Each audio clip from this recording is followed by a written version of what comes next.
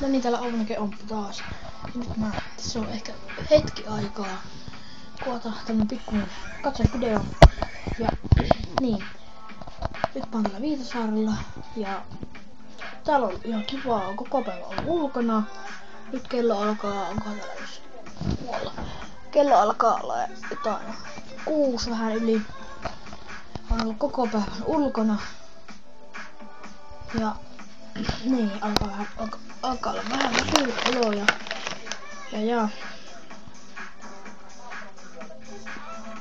niin. Ihan kivaa ollut. Ja. Ei nyt oo oikein mitään sanottavaa,